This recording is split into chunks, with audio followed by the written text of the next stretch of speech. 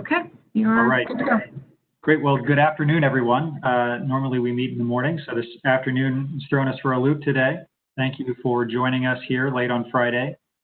My name is Justin McAdam. I'm the chair of the Distressed Unit Appeal Board. We have just a short agenda for today. We have a need for a special meeting here to address a topic of a time-sensitive topic for Gary Community Schools today. So I will call this meeting to order and note that we have posted the agenda in compliance with the open door law, and I note that we do have a quorum here with us today. As we start all our meetings, we will have a public comment period. I believe so far we've only received notification from one person indicating that they would like to make comments to the board today. Courtney, is that right? Yes, that is correct. Okay. As a reminder, we allocate 3 minutes per person to provide their comments to the board. It is not a question and answer session, just an opportunity to share your thoughts with board members. And as it is your turn, Courtney will call your name and unmute your microphone using the controls here within WebEx. If you have additional comments that you'd like to provide, you may email them to us at duab@duab.in.gov, or you can provide them by voicemail at 317. Oh, I lost the number. Sorry. That's okay. 317-234-2273. All right, there we go. And Courtney will have the timer up, and we'll get started. All right, excellent. Let me get to the attendee list. Okay, the one individual we have is Tracy Coleman. So, Tracy, I have unmuted you. Can you go ahead and say something so we know we have you? Okay, can you hear me? Yes, we can. Thank you. Yes, we can. Thank you. Thanks for this opportunity to speak before DUAB. The concerns that I would like to bring to your attention are the textbooks. There are parents where their children still do not have the textbooks in class. And for subjects like math and science, it's critical that our students have the materials and also that they be given interactive books and the latest technology to help them. There's also a concern with students being marked absent for classes when they are present. So something really needs to be done to reach out to parents so they can verify the attendance and try to correct these mistakes that are happening. It may be a system error or something, but that is a concern. The other concern I would like to bring to your attention are the counselors at Westside. They do a great job. But there was a system in place where counselors were assigned to children by alphabet. Like one counselor had A through C, and this was very effective because it gave students an opportunity to build a rapport with their counselors and to help them from 9th through 12th. And as you know, the dropout rate at Westside increased from 0 to 49, and the graduation rate went from 85 to 58%. But when that was in place, it was good, but now it's been changed again, where the counselors are now assigned by grade. And so as a parent, I would really ask that efforts be made to get it back to the way it was so that these counselors can develop a rapport with these students and help them throughout. And another concern that I've had is that I've been told that parents are not allowed to volunteer this year. Even though there's a pandemic, parents should still be given an opportunity to participate in their child's education. With our PTSA at Westside last year, we even welcomed Roosevelt parents to come to our meetings because as parents, we want to make sure that we connect and build that camaraderie to look out for our children. So I do want that to be addressed.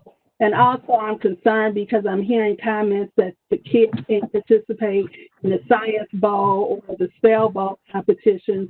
The fee for Westside to join is $345. So at Westside, our students have really pushed to do a science club. We finally got a teacher to volunteer to be the sponsor. So with damaging when students hear that, oh, they can't participate because of money, because as parents, we're doing all that we can throughout Westside Leadership Academy, PTSA, to raise the funds, to hopefully get them paid before the end of the year, so our students will know that they will have a full, well-rounded education in Gary Community Schools. Thank you so much. Great. Thank you very much. All right, Courtney, that was the only person we had signed up to provide comment today? Yes, it was. Okay, great. All right, well, we'll move on to the other business on our agenda today. Our first order of business is a consideration of the architectural services contract for Gary Community School Corporation. This does relate to the work that's being done under House Enrolled Act 1065 and the Capital Improvement Fund that the team has been working to put together a plan for and get projects started as soon as possible. So with that, I'll turn it over to Rob Tanner, who is here to present to us on that contract. Hey, Justin, I did finally get in. There we go. Thank you, Paul. Sorry about that. No, that's all right. Rob? Rob, you may be muted. I can see that you're talking, but we can't hear you.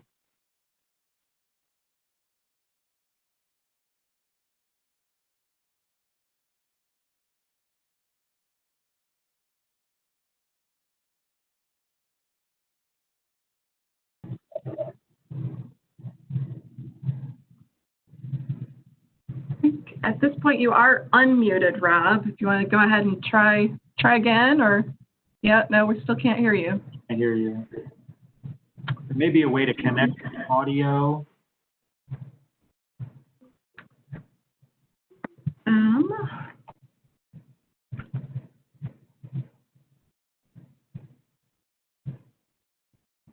There's an audio and video tab at the top, and you can choose switch audio. That will allow you to choose a different audio input. Nope, still can't hear you. Now can you hear me? We can hear you now. Woo! All right. I think I could hear you through my AirPods, but for some reason you couldn't hear me. So what I was saying, I guess I owed $1 there less, even though not intentionally. Thank you for meeting with us on short notice like this. Partially my fault. I didn't recognize the $250,000 threshold, and I will be better prepared for the next one. So my apologies. All right. I think you have the contract. We had 5 proposals, none from Gary City. There were 4 that were in Indiana, 1 from Illinois, and there were 2 that were in Lake County, I believe Sherville and Crown Point. The company that we selected by far had the best proposal. I believe they were the second as far as price goes, but the first in price was, I believe, last on our evaluation of the bid proposal. So with that, just take any questions that you might have. And Rob, could you maybe give us just a brief overview of what this contract and what they will be doing for us and how they plug into the whole 1065 conversation? Sure, and it's kind of twofold. One, with all these projects, they will be doing they'll be doing some field work at sites to see, like with roofing, for example. Until you start, they'll take cores basically and test samples to see what we have there, because some of these roofs have been on there for so long and have been patched over and that type of thing. They want to see if there's any wood rot or any other thing that they have to. So there's some field work that will go on as far as evaluating what is there. And then they will work with us on choosing what the best products for our situation is. They will do all of the design, engineering, provide the professional architectural drawings and engineering stamps that are needed. And then they're also going to help us with the technical pieces of the RFPs, because there'll be many over, the different months there because there's multiple projects. They will help us in the question and answer period in those RFPs, and then they will help us in the terminating what will be the best contractor to go with. From that, then they are construction management is the wrong term. Construction administration is probably it, because they won't be on site necessarily every day, but they will be there to check on the contractors to make sure that they are doing it according to the scope of work, to the codes, to their architectural drawings. And so that's the second piece to what they'll be doing for us as well. And are they primarily focused or only focused on roofing, or will they be helping on other non-roofing projects as well? They'll be doing the roofing projects and the boiler and chiller projects for us, the HVAC projects. Okay, great. Are there any questions for Rob about the contract?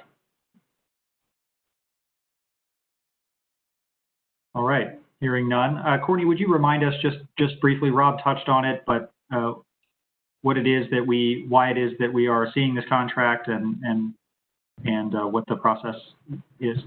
Yes, absolutely. So for the purposes of the distress unit statute, a distressed school corporation contracts over $30,000 have to come before DUAB for approval. Historically, back in, I think, 2017 or 2018, the board delegated the authority to approve $30,000 to $250,000 contracts to me as executive director, with a requirement to report back on at the next meeting. In this case, the contract itself exceeds that $250,000 threshold, which is why it is before the board today for consideration. It is a contract of Gary Community School Corporation. It's not a DUAB contract. We just have to approve it prior to them finalizing that contract and signing that contract. Great, thank you. With that, I'll entertain a motion.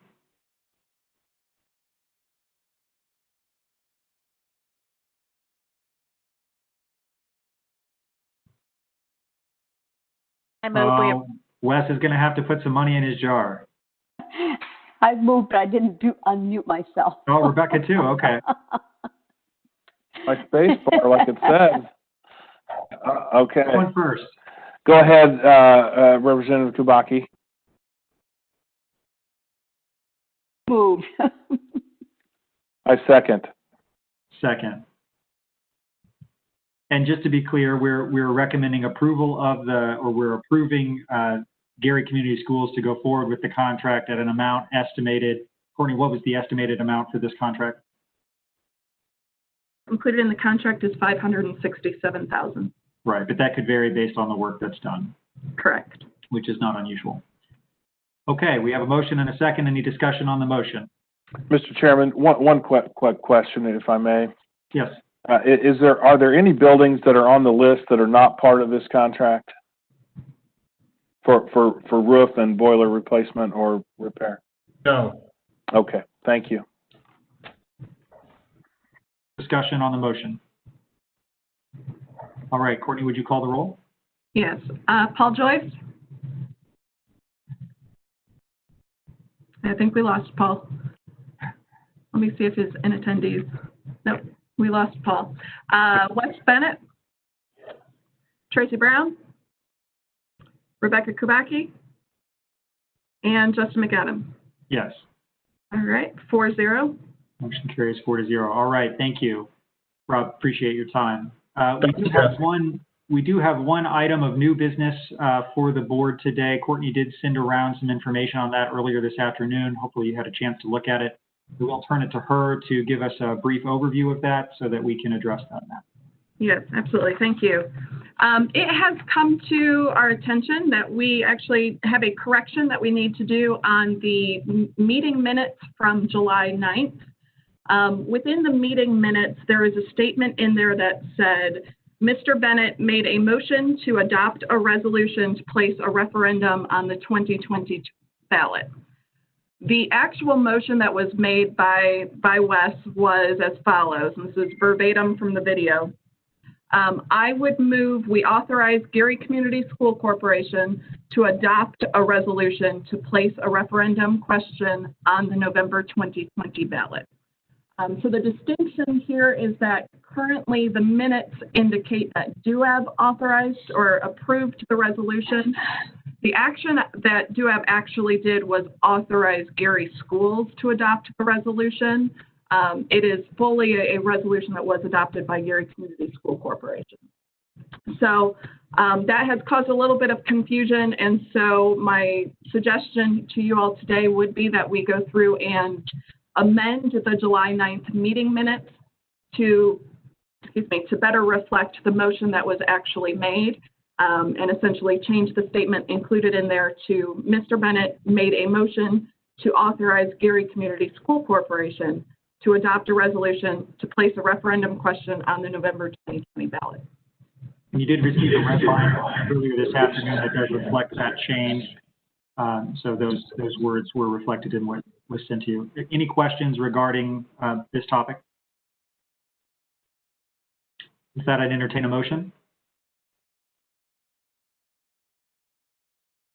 Mr. Chairman, I would move that we change the minutes from, I believe it was at the July 9th meeting of the Stress Unit Appeals Board to reflect the accurate motion made by myself in regards to the Gary Community School referendum. Okay. Motion and second. Any discussion on the motion?